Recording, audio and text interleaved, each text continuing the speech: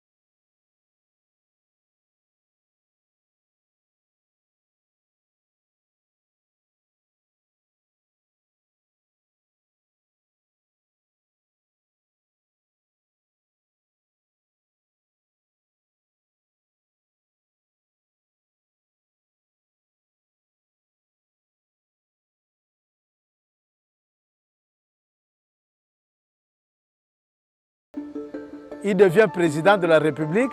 Il est même venu voir Mobutu ici à Kinshasa. Pour la première fois, les Congolais, nous avons découvert quelqu'un qui avait des médailles de décoration de la hanche jusqu'au genou. Bokassa avait partout des médailles. Pourquoi il est venu voir Mobutu 6 mois après le coup d'État?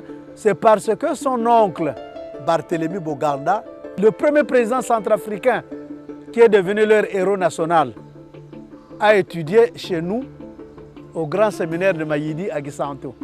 Alors Bokassa a demandé à Mobutu d'aller lui montrer ce grand séminaire où a étudié son oncle héros national. Mobutu a amené Bokassa jusqu'à Mayidi. Ils avaient voyagé par autorail en 1966 et ils sont rentrés.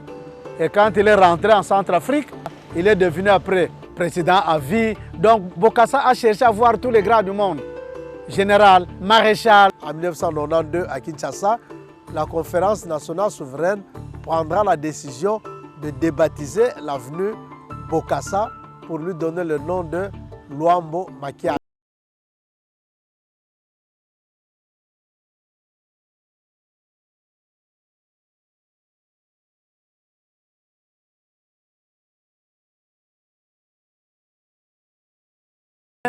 de 3 ou 4 baobabs de la musique congolaise. Parce que quand on parle de la musique congolaise moderne, il y a d'abord Kabasele Chamala, il y a Franco de Miamor, il y a Nicolas Kassanda Nico, il y a Rochero, Franco de Miamor, Franco de Mon Amour.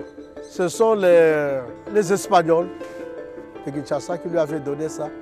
Luambo est né en 1938 en Sonambata, que les Blancs appellent Sonambata. Il est mort le 12 octobre à la clinique Saint-Luc en Belgique.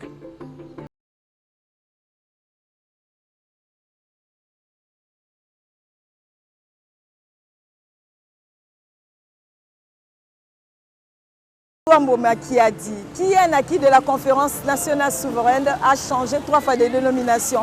Connue sous le nom de Bangala comme tribu à l'époque coloniale, elle est devenue Bokassa sous le régime Mobutu. Bokassa, c'est le nom du président centrafricain. Peu après la conférence nationale souveraine, elle porte le nom de Luambo Makiadi. Luambo Makiadi fut un artiste musicien congolais de renommée internationale.